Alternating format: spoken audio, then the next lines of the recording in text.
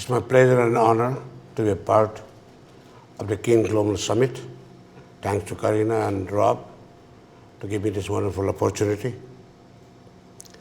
English is not my spoken language.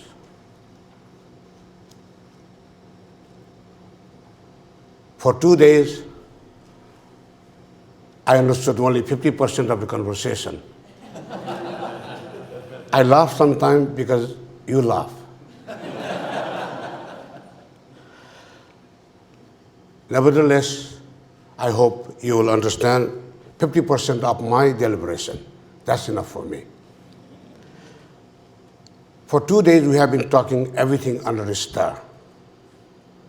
And I don't know how to speak. Then Rob made me very easy. He told me that you just mention your missions and then just mention some of your priority project. So I start from my mission. I think I made up my one mission very strongly, perhaps until my death. That's about the cancer. 1997, when my wife and my daughter, my wife was 42, my daughter was 20. When both of them died of cancer, there were no oncologists in my country. There were no cancer treatment facilities in my country. And if someone had a cancer, the only option is to wait for the death. Or you have to take them abroad. I was a little fortunate enough, I have some money, but I didn't have any dollar. To bring them to treat in New York, Small Cancer Institute, I still remember I went to Delhi and bought $1 in the black market, which I spent in 3 days' time in New York. It was so expensive. Somehow I fought with the cancer for 2 years, and after that, both of them died. And that's also in 2 months' time. First my daughter died, after that my wife died. That was one of the most painful ordeal in my life, the biggest pain ever I had in my life. But sometimes people do need the pain. If you know how to get inspiration from the pain, you get lots of things. And this is exactly what happened. I didn't cry. I thought that I would fight for it, and I single-handedly started a campaign to build a cancer hospital in Nepal. To make a cancer hospital is not a joke. It needs lots of money. I don't have that kind of money. Nevertheless, I raised funds. I've been invited Sunil Dattaji, Bajrant Maharaji. They came and helped me. Even then, that money was not enough. Then I was putting lots of pressure to my government. That time, about 25 years ago, I was nobody. So it was difficult for me to get an appointment with Prime Minister. So I was like mad. I was putting a pressure to the government that to make cancer hospital, but the government said very clearly that cancer is not our priority. We have many other priorities. Cancer hospital is not a priority. Then I was really mad. Then I realized that I have some kind of entrepreneurship. Entrepreneur, the ants have to run in your pants. Otherwise, you are not an entrepreneur. Then that time I was day and night, I was thinking how I can make a cancer hospital in my country. Then when I used to get tensed, I used to travel a lot, and I go to trekking in the mountain. One time in forest, in the village, I met a girl smoking cigarette after cigarette. And I asked her, how many cigarettes do you smoke? She said that I smoke about 2 packets a day. Then I realized if this woman can smoke 2 packets a day, how many cigarettes we consume in our country? Then suddenly the thing came to my mind, if I can approach my government to tax 1 paisa on every cigarette produced in our country, how much will it be? I think if I got it, then that will be more than enough to make a cancer hospital in my country. That is exactly what I did. I came back, I wrote a 32-page report and gave it to the government. Government didn't received it properly. Then what I did is I invited, we have 220 parliamentarians. I personally met everybody. Somebody I invited in my home, opened a flow of Johnny Walker whiskey, and finally they approved my project. Now we established the first cancer hospital in 1994.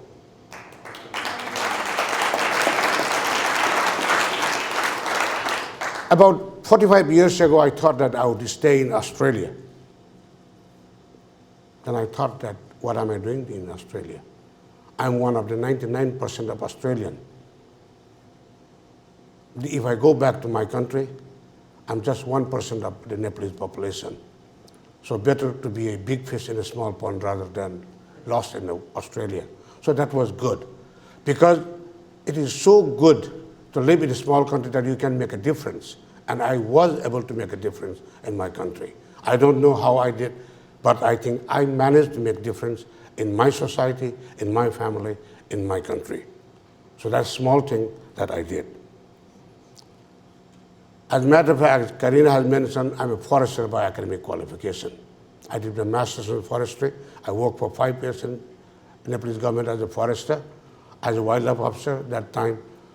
You know, I also travel a lot in America, especially in the national park. I have traveled I've worked, as a matter of fact, as a park ranger for some time in Yellowstone National Park, Grand Canyon National Park, Olympic National Park, then even in the Jasper and Banff National Park in Canada. So I had a dream that sometime I can make this national park in my country. And that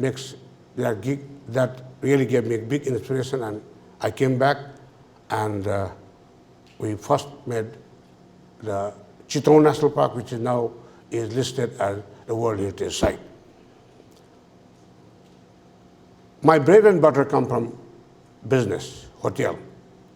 In 1970, I resigned from forestry because there was too much of bureaucracy.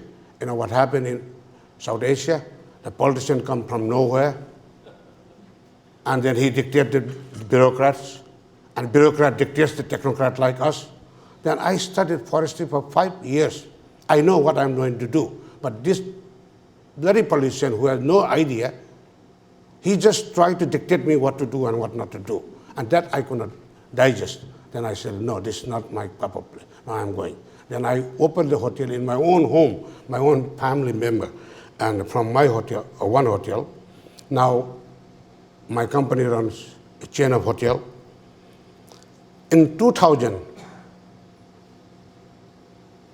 big things changed in my life. What happened, my son came back from America after graduating from Boston University.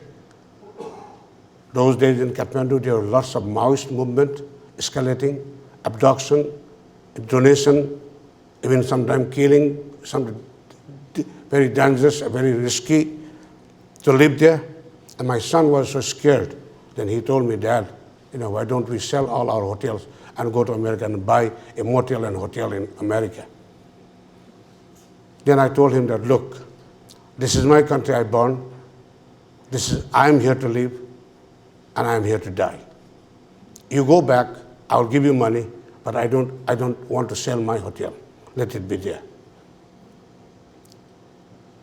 Then my son really pushed me. Then I told him, look, for lifelong I live like a bee.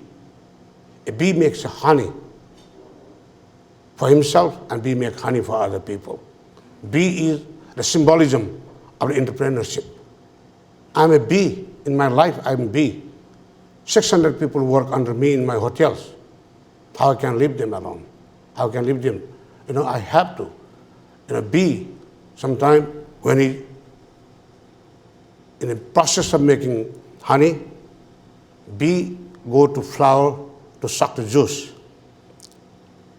But bee never spoil the flower. While sucking juice from the flower, bee rather help to have the cross-pollination and biodiversity development. That is entrepreneurship. Entrepreneur never make for himself, they do for other people. So I live here in my country. I have my identity, I have my culture, I have my religion, I have my family, I have my society, I have my community.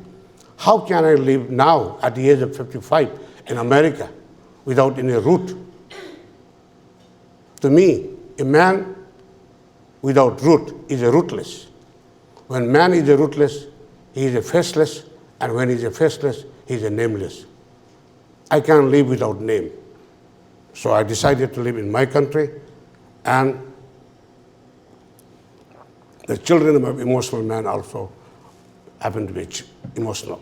And they said, well, okay, Dad, we don't go. We will stay here. That was a time when anxiety, skepticism prevails all over the country. I waited for a couple of years doing nothing, just running the similar hotel. As I said, an entrepreneur is always have hands in the pan, you know. That it was so difficult for me to sit there just doing nothing and earning and counting the dollar from my hotel. It was so boring. So what I did is, those days, many people left country. They went to America, they went to both muscle power, brain power. It was just draining every day. And we were just there trying to think what to do. And we were just watching, see and watch thing for 2 years. Then suddenly I felt there is a pressure in my head, you know, as if my head is rusting, you know. Then I realized that, oh no, my God, if my brain rusts, then I will be like a vegetable. No, I can't afford to do it like that. When a machine rusts, you can put a oil to make it work. But when brain rusts, it doesn't work. It finishes for every time. You know, then I spent all my money to make another hotels, hotel after hotel, because land was so cheap. Everybody is selling land, and I was buying land. I was building hotels. Everybody is selling hotels. So I did that. Now, by the grace of God, all those hotels are doing wonderfully well. And so entrepreneurship is also a kind of investment in a crisis. If you invest in good time, then you are not an investor, you are just a businessman. Businessmen always work for profit and loss. An entrepreneur has a passion to transfer his vision to a mission. So that's entrepreneurship. So this is how I did. And during the Maoist time, when I was investing money, even the Maoists were very soft corner for me. And they said, oh, this man is not a bad man, you know. Then eventually the Maoists came into power. And one time the Prime Minister, Bavaram Bhattarai, you know, Maoist Prime Minister, one day he called me by telephone that my PA said that the call from Bavaram Bhattarai. I was so scared. Now he want to get some donation again, you know. I was so scared. Oh, why? Then he said, he called me Dai. Dai means elder brother. Karna Dai, that means Karna brother. I want you to be a member of my economic steering committee. Then I was surprised. Then I said, look, sir, you know, I'm a Democrat and you are a hardcore communist. I'm a capitalist and you are a Maoist. How we can work together? Then he said to me, very nice thing, he said to me that, look, I want to distribute wealth to everybody. But before I distribute wealth, I have to make money. So I want to make money first. So to make money, I want your help. People like you have to come here and help me. My destination is socialism, but I want to step in capitalism. And I like that whole philosophy. I said, yes, sir, okay, I'm coming there. Unfortunately, he's not there now anymore. And the problem is in my country, you know, my country is a fantastic country. It's a small country, but because of unstable politics, anti-establishment syndrome, really, you know, creating a big problem in my country. Otherwise, my country, Nepal, is fantastic. Economically, it is a very poor country, but culturally and naturally, it is one of the finest and one of the richest countries in the world. You'll be surprised, my country is only 54,000 square miles. As I know, I think it's 1/3 of the New York states. But that small space of the planet harbor 12% genetic diversity of the world. If we measure Nepal in terms of genetic diversity yardstick, we are bigger than China and we are bigger than India. We have the second largest population of tiger in the world. We have the second largest population of rhino in the world. We have the world's best habitat for the snow leopard. We have as many birds as the whole continent of Europe and North Africa combined. Can you imagine that? Buddha was burned here in my country before 2,600 years ago. And if you go to temple, you will be surprised. It's still, the ambience of the culture is still there. As a matter of fact, to my mind, I think I'm very proud to say that Nepal is the future of the Asia's past. I definitely know that Nepal is the future of the Asia's past.